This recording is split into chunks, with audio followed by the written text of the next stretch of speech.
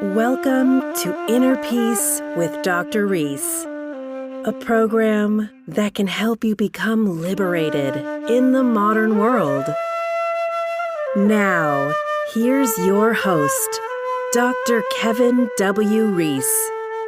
Charity work, the next C in the Inner Peace practice, and the last part of the second section, which is purification, which goes with clean living and catharsis.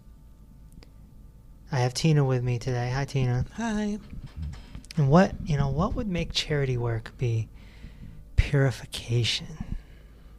Like, It's selfless. yeah, it's selfless. You'd be surprised as to how many people don't want to do charity work, And when I mean charity, the word charity, people think of giving money when they hear charity.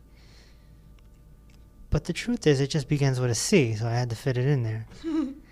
But, the proper term might be volunteer. Because, and that's why I keep the word work after charity. Charity work, not just charity.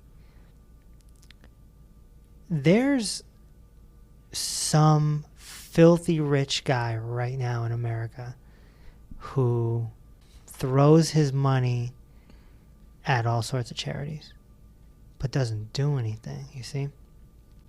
So, not many will actually get their hands dirty, so to speak. A lot of these rich guys, they just throw their money at things, and it's still welcome. Like, nonprofits need money, so in that sense, it's a good thing. But we're talking about inner peace here. We're not talking about what to do with your money. We're talking about inner peace, and part of the practice is doing the charity work. I once heard this story that Warren Buffett, one of the richest men in the world, he, according to my understanding, he doesn't like getting his hands dirty. He just gives money. Bill Gates, on the other hand, he gets his hands dirty. He goes out there, he goes to Africa, he goes to places, and he, gets right in there. So much so that Warren Buffett gave him money. Warren Buffett donated money to Bill Gates Foundation because he was impressed on how Bill Gates and his wife do their foundation. At least he's honest, I guess. He's like, hey, I don't want to get my hands dirty. You do it. But we have to get our hands dirty, so to speak. And there's so many ways to do this. You can't get paid for it. And realistically, you can't get credit for it. For example, Keisha, who's not here for this episode, but Keisha worked hospice as a nurse.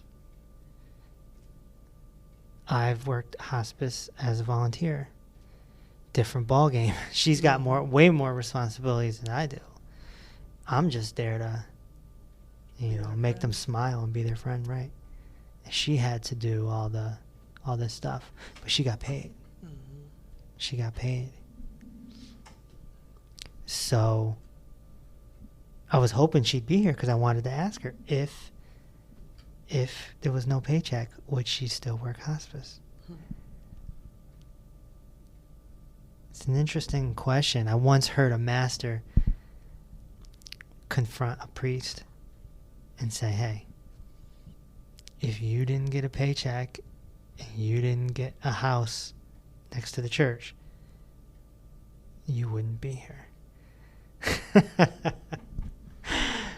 Now, I don't know if that's true or not, but that's what I heard. That's what I saw. So, we have to ask ourselves, would we do it if there was no money involved? If I didn't have to worry about money and I had nothing but time, I would do it all day. And so it's more rewarding than a job. Right. Some people love to volunteer. You'll find people, especially when they're older and they retire. My mom does a lot of volunteering at like the senior center. She goes and helps the seniors like work the computers and everything. Some people like charity work, or volunteering. The community emergency response team that I belong to, it's mostly old folks, like 55 and up, on the verge of retiring or already retired. There's a lot of gray hair in the room, and there's not a lot of there's next to no 30 or 40-year-olds. I'm like the only one, but they love volunteering. They're committed. I remember. Also have time. It has to do with time is a big factor too, but everyone really has time. It's just people don't make the time. Oh, there was this one time where we were having our picnic, and I couldn't make a meeting, talking about time. I couldn't make a meeting, so I wasn't able to put my little $5 in to contribute to the picnic. And one of the coordinators called me and was like, hey, can you meet me tomorrow? And I was like, yeah, and I met her. And I gave her the $5, and I shook her hand, and I said, man, you're committed. You just shook me down for $5. $5. I want my $5. Contribution for a picnic. And I'm like, wow.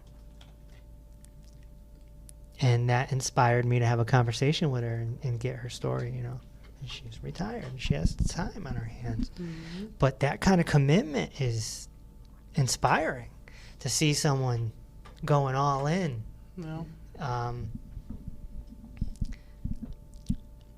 But charity is an important thing, and it contributes to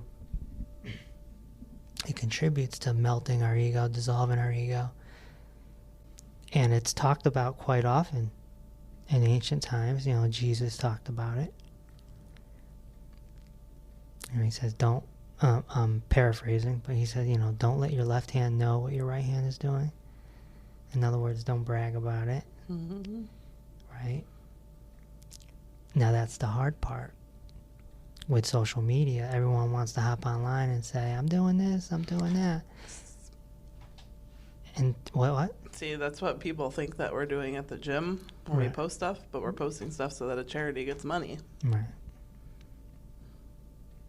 And that's the sort of the blurred line. Like even today, I put a post out for my community emergency response team because they're recruiting for the next basic training in a few months, and I told the director, I'd be happy to promote that. So I threw that out there. So now I'm telling a bunch of people that I'm on this team. I'm a volunteer. Mm-hmm. But the post serves a purpose. I'm trying to get more people involved. A lot of people don't know what CERT is. They have no idea they even have one in their community, right? Which, for anyone that doesn't know, it's community. It's for emergency prep, helping the town out. But otherwise, I wouldn't even post it. So it's kind of like what you're saying with the gym. Mm-hmm. Some people are looking for that recognition. They go do charity and they post it, and it's just an interesting time that we live in because, of course, whoever's running the charity wants you to post it because they want more recognition. They want more shine. They want more people to know about their nonprofit organization. Mm-hmm. But so it's an interesting thing there, the don't let your left hand know about what your right hand's doing thing, or vice versa, is how do you even do that now? Mm.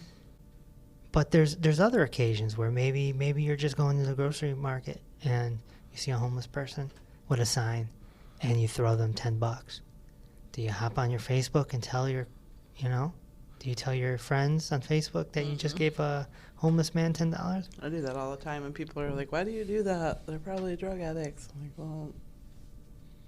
well, it's none of your business. That's not for me to decide. Right. It's none of your business what they are. It's the intention behind the action, right? Yeah, it's just social media has come in and kind of changed the game a little bit. I've never once posted anything on social media about work in hospice care. And maybe I will one day. Maybe there'll be a purpose behind it. But right now, there's no purpose. The only reason why it's being talked about on this podcast is because it fits with the topics. I'm sure Jesus would have been on Facebook if he was alive now. Well, masters His don't. profile. Yeah, he would be, but masters don't go on Facebook. They have a team that does it for them. Even all the current masters. They're not going to jump on there. No. When I met my mentor, the mystic from the ashram, he didn't even have a cell phone. You know, I offered. I was like, man, you got to get out there, man. Let's do some YouTube videos. Let's get you a Facebook page. He's like, no, I'm all good with that. Didn't understand it then. I understand it now. I mean, anyone listening to this, take a week off from social media. Watch how good you feel. You'll see. You'll see.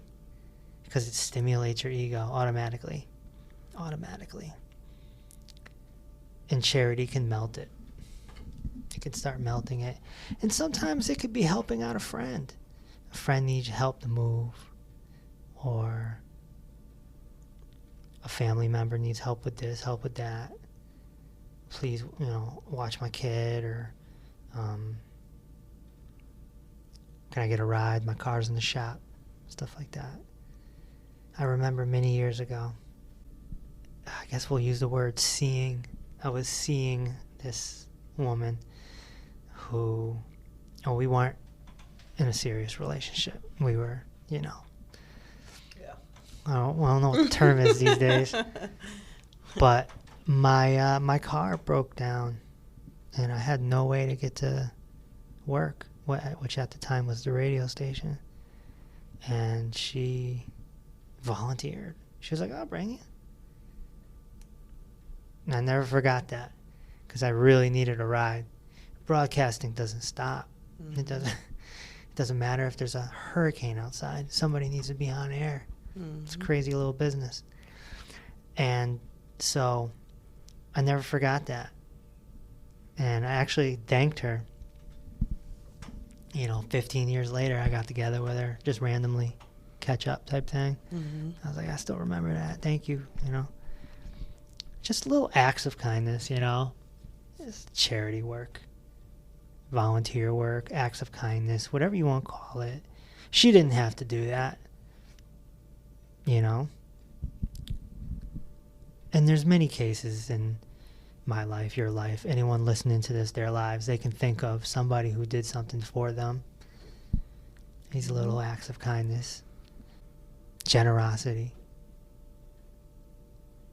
Again, we're just using the word charity because it's a C, and we want them to be all C's. And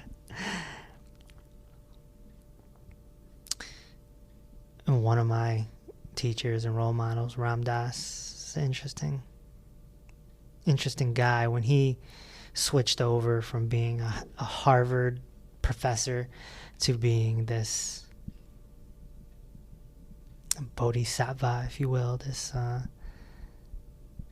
giving teacher. And he had a bunch of nonprofit organizations. I mean, he was opening up nonprofits left and right.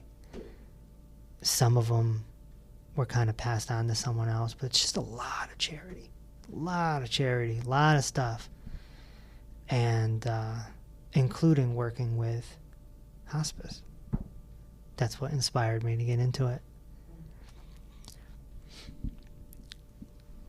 What's more sobering than watching someone die? There's nothing more sobering than that, And so through him and another individual named David Levine, I learned all of this through their books and YouTube videos, and how to die consciously and to help people. It's an ego melter. You know, it's very different than posting on your Instagram and, you know, listening to some music that's going to make you daydream and dance. It's much different. Gotta always throw those music things in, don't you? And so when Ram Dass had his stroke later on in his 80s, and he needed help, everyone stepped up to help him. Mm-hmm. And his friends would put out posts on Instagram. Oh, I don't even know if Instagram was around, Facebook or whatever, saying, you know, this guy's been given for 40 years. Let's help him now. Mm-hmm. You know, and the money came flooding in, and, you know, he's got the care that he needs because he can't be alone. You know, he needs assistant living, you know. So I guess it comes back around somehow, some way. Mm-hmm. And maybe it doesn't. Good karma. And maybe it doesn't. And that's just the way the cookie crumbles, as they say. You know, there's been many times I've done seminars for free. You know, the last seminar was free, the Inner Peace one. I mean, that's what got me into the venue, the bridge. They're not used to people doing it for free. They're like, oh, they're expecting, you know, to work out a deal with admission. They're like, no, I want to do it for free. They're like, oh, okay, cool, come do it for free. You know, it's an interesting dynamic because some people don't take free serious. So some people will take it more serious if they put in, you know, $30 or whatever it is. And now we have this nonprofit and we need money, right? We need money to operate and help people, help parents and teachers get more kids to eat more fruits and vegetables. So there needs to be money. And guess what? There's thousands upon thousands of nonprofit organizations out there, and they all need operation money, you know, costs to make things happen. And some of them are more well off than others. I'm sure Make-A-Wish Foundation is doing just fine, right? I'm sure the YMCA is doing just fine. These are nonprofit organizations. But, you know, to anyone listening, you have nonprofit organizations in your community. Find them. Seek them out. Find something that resonates with you and help them. You don't have the money? Fine. Volunteer. Volunteer. There's so many ways you can volunteer. Get involved with a local nonprofit organization. You can go do a soup kitchen. You can work with the homeless. You can work with animals. You said you did horses. Mm-hmm. Was it last year? You worked with the horses? Go spend a Saturday.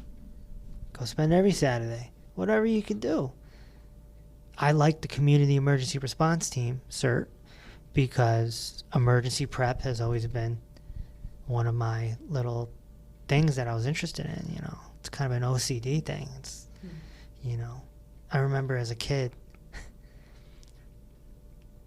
if the weatherman said a tornado may come, man, I packed up a backpack. I packed up a backpack, and I went down into the basement. And my parents were like, "What are you doing?" You didn't take them with you? Like, the tornado is not coming here. It's on the other side of the state. And it's, I always wanted to be prepared. And still to this day, you go in the trunk of my car, you'll find plenty of preparedness. I'm ready for almost anything. And so when I found out that this CERT even existed, which is a subsidiary of FEMA, I was all over it. And I went right in 2012, get the basic training. And now I'm a volunteer servant of, you know, a town. It's not a ton of work. It's not a ton of time. The training was more time consuming than the actual volunteering afterwards. But people are scared of it. I tell my friends, hey, you know, you're from East Hartford. We're from East Hartford. We care about your town, right? You know, like, this is a good opportunity. But people don't bite because they're scared of losing their precious time. People are very scared of that. So I'm putting my story out there to hopefully inspire you, the listener, to find something you're into. I was into emergency prep. That's what got me into CERT. If you like animals, there's got to be an animal nonprofit near you, an organization, something. The one that I did was for draft horses, and they had one of the Budweiser horses that, you know, made Budweiser so much money by all their pictures and everything it did, and then they just like dropped it off somewhere to be slaughtered for meat, and they went and rescued it. Wow. Yeah. Stuff like that.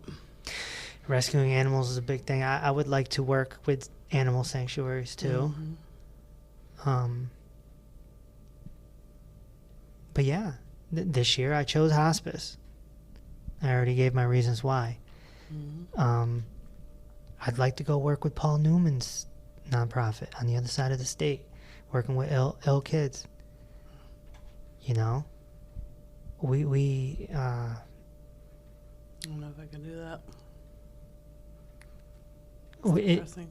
Yeah, well, if you met a 6-year-old who only had 6 months to live, you wouldn't be able to handle that? No? No, I'd want to take them home and take care of them. I'd probably have like 60 kids in my house. Yeah.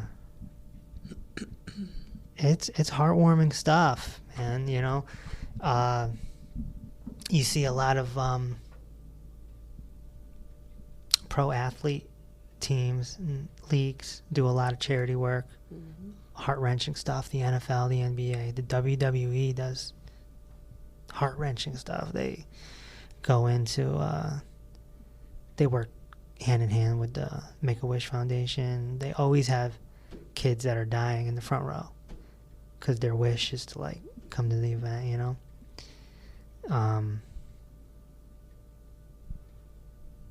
They even have a foundation called Connor's Cure, named after a kid, Connor, who came. They brought him in the ring and everything, and of course he died, and now they have Connor's Cure. So yeah, these athletes do some heart-wrenching stuff. But what about the musicians? They have no regulating, governing body. Who's gonna make Chris Brown go into a children's hospital? Who's gonna make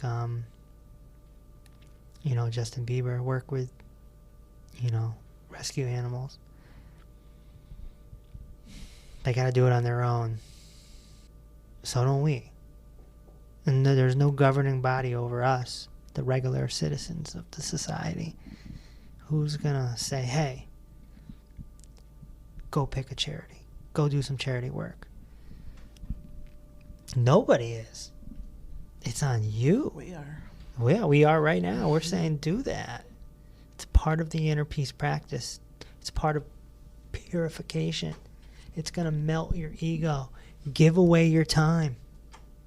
Give away your time. This is how you'll grow the flower of compassion. I had this one hospice kid who had cerebral palsy. He can't talk well, he can't move. He can only move his upper body, and even that his hands shake, and it's hard to understand him, And he's like, at first he's like, can you pass me my coffee? There was a little cup. I'm like, okay. So I'm not, at first I hand it to him. He grabs it. He's shaking it, and it's shaking all over his bed. I'm like, no, my bad. I wasn't thinking, I'm used to handing somebody a cup. Oh, if they ask for a cup, you hand them a cup. So, I had to take it back and do my best to clean it up. And So the conversation isn't riveting because he can't really talk too well. But then he looks at me and he says, "My mom died." Mm-hmm. And he's like, "I'm really sad." Mm-hmm. He doesn't have the maturity of a 30-year-old man. He has the maturity of, I don't know, a kid. Oh, he was 30? Yeah. Oh, wow. He's been disabled his whole life. Mm-hmm. He says, my mom died. I'm sad. And he's like, "Will you hold my hand?" So, Did he hold his hand? yeah. What am I going to say? No? Nah. This is the stuff that melts you, Yeah. For someone like me, too, who has, been an egomaniac my whole life, to experience something like that is, it's a melting experience. Mm-hmm. And to deal with these people and to, in these situations, So it's important for people to be involved and get to the melting. Get your hands dirty so we can purify ourselves. What type of charity do you think would be good for you? You already do a little bit of charity because you help me out all the time. I do charity for a lot of people. I like stuff with animals Mm-hmm. because I don't like people too much. But I could probably do like old people. I like old people. I like hearing their stories. You want to do hospice?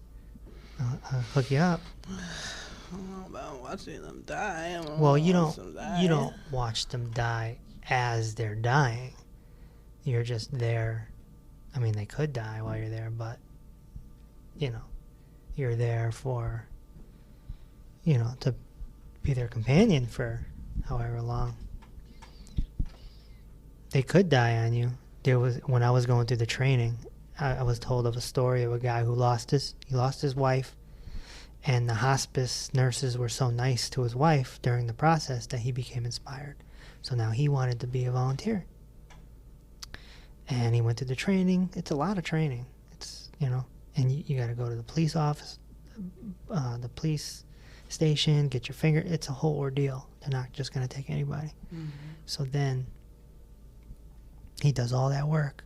He goes to his first patient. The patient dies on him. First one. Mm. Like while he was with them? While he was with them. Wow.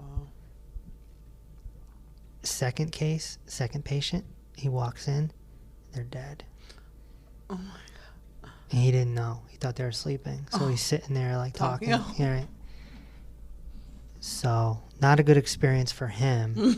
No. And he went right back and said, "This isn't for me." And, he quit. But he had to go through that to know. Can't deal with kids. I can deal with any kind of death, but not kids' death. That one I can't do. So no Paul Newman's for you? Nah. It's really cool what he is doing, though. Yeah.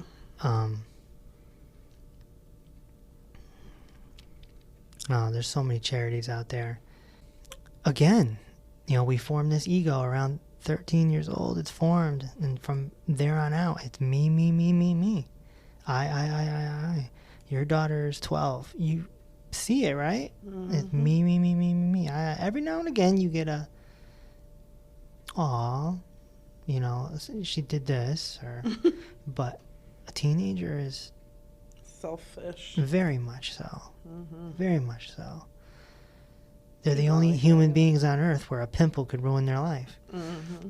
I got a pimple. I can't go to the prom. Mm-hmm. Like, life is over, Mm-hmm. Everything's me, me, me, me, me. And who can blame them? That's the way the society is. It's the way the family is. So we go from all these years of me, me, me, me, me, me, I. And then you know, we take that into our adulthood. Next thing you know, you're 35, and you know, you know, some people just aren't. They're crystallized. You know what I mean? Like, they're just crystallized. They're not who they think they really are. They think that they're the person they're posting pictures of on Instagram. They think they're the person that they're portraying. They're not. I put a post on my stories the other day that said, "Don't trust anyone that takes more than 5 selfies a year."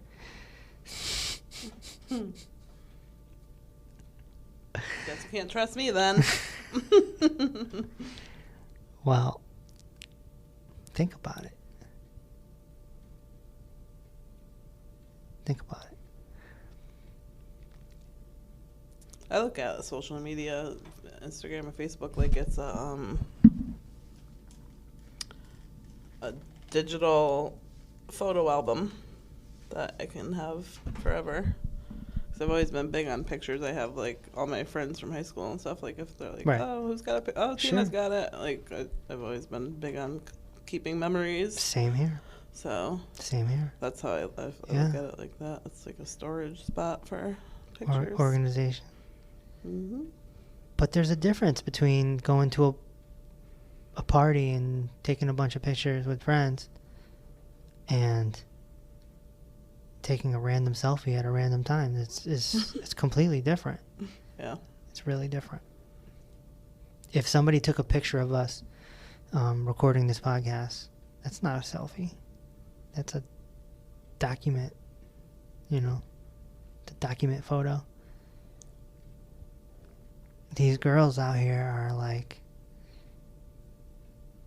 thirsty for attention. Mm-hmm. Is quite frightening. Quite frightening. And you don't really recognize it until you start waking up. Then you know, really start recognizing it. So yeah, to the woman that's out there taking a selfie every day, if not more, multiple every day, try doing some charity work. This would be a fascinating study.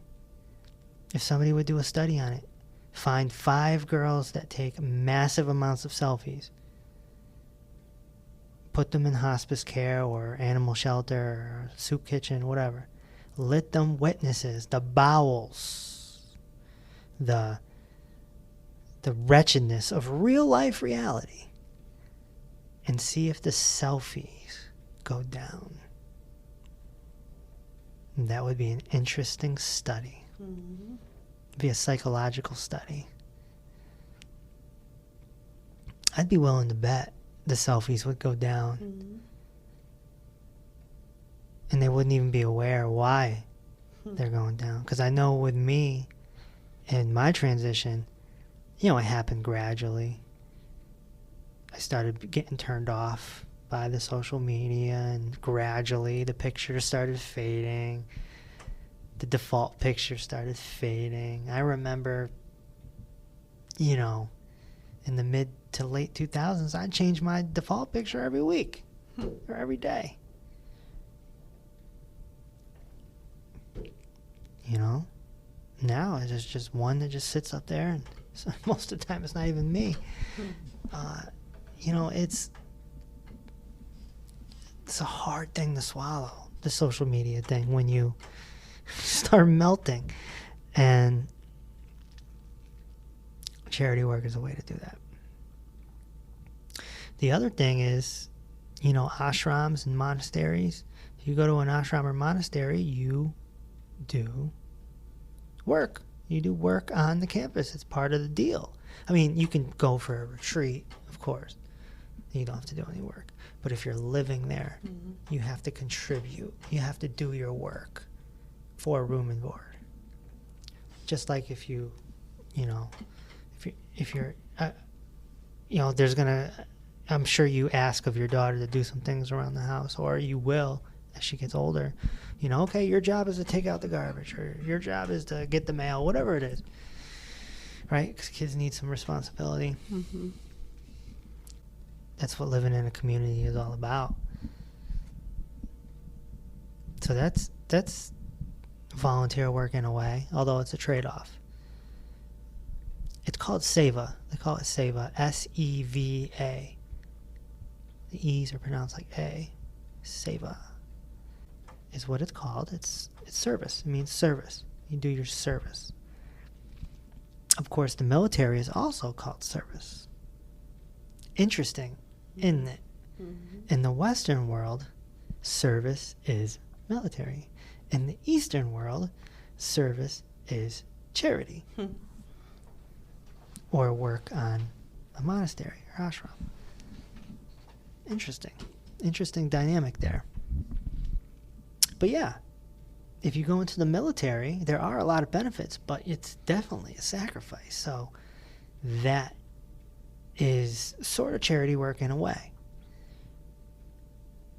That's why if a military person, gets recognized at a ball game, or the town, gives them a little shindig or something, people say thank you. Mm-hmm. They say thank you. Say thank you for your service. Right. And the guy doesn't even need to be in battle. He could have been the guy who fixes the motors on the planes.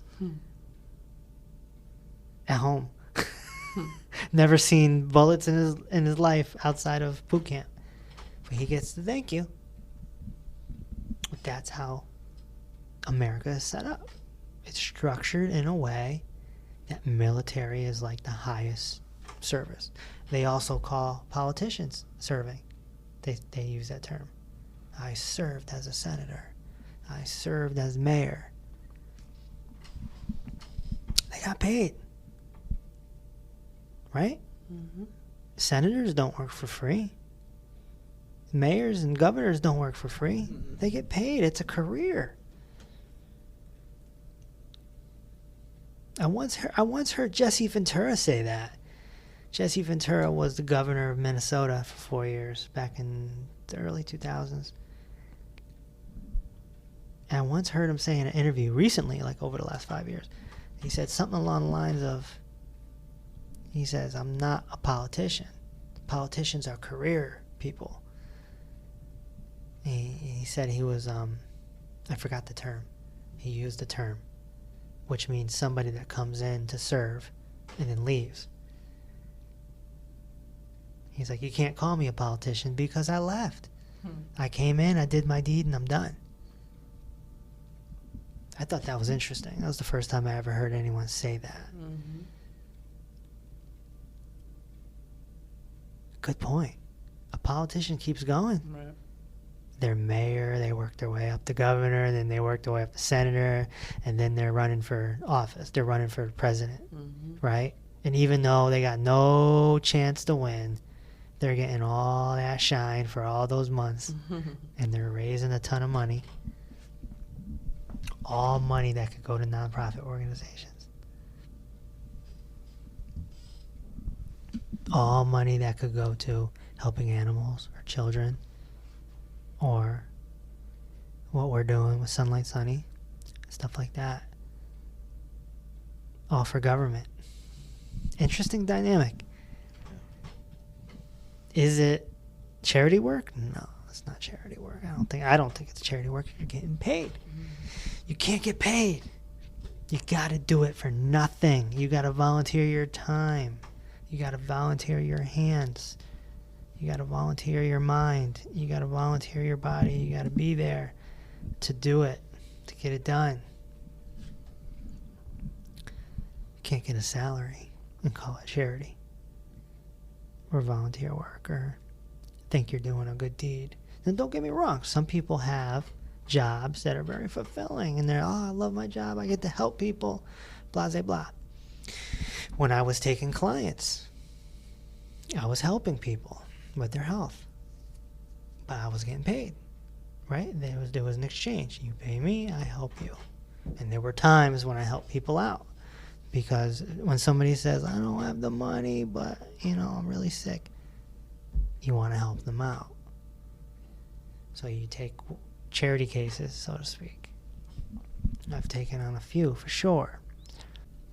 That's the dynamic of living in the society, is have to make money to pay your bills, according, it's what they say anyway. So people get wrapped up in that, and they forget to do charity work on the side. So that's what we need. We need more charity work to purify ourselves, to melt our ego. The 3 C's that are underneath the purification section, again, are clean living, catharsis, and charity work.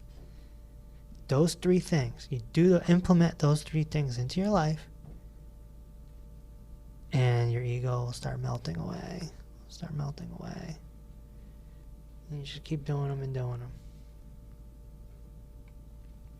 Now, the next section is love. And love has 3 C's as well. So there are 9 C's total now. So for anyone that heard me say 7 C's a bunch of times, there are now 9. It's not my fault. I'm not writing this. I just open up the whiteboard, and it just happens. And sometimes little downloads come, and it's just like, phew. And I'm like, whoa. So it's writing itself.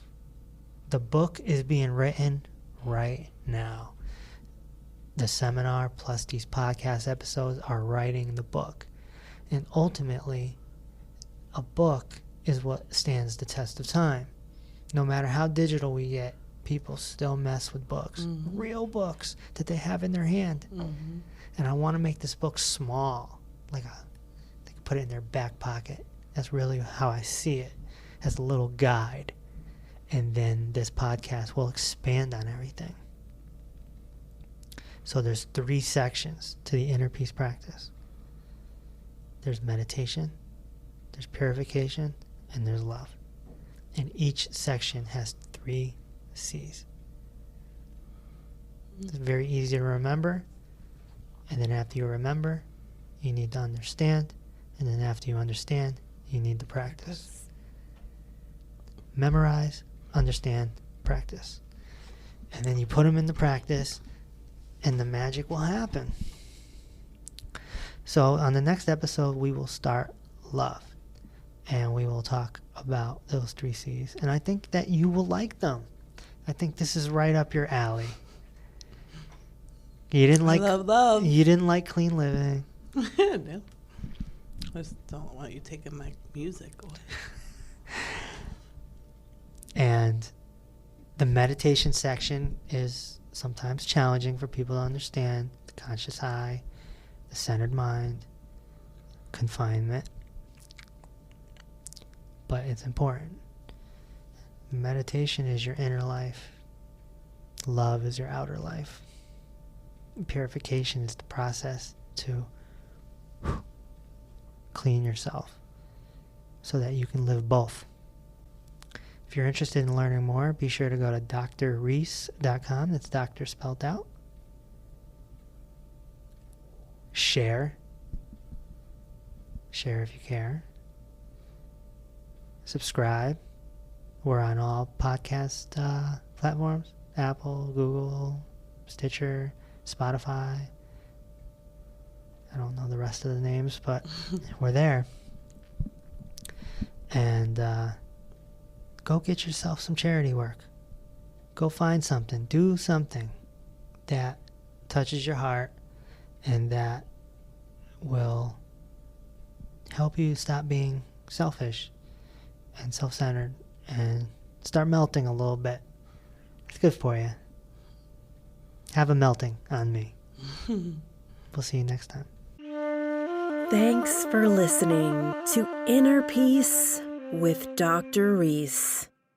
If this episode opened your heart, feel free to share on social media and tell your loved ones. Also, be sure to subscribe so you never miss an episode. Until next time, may peace be with you.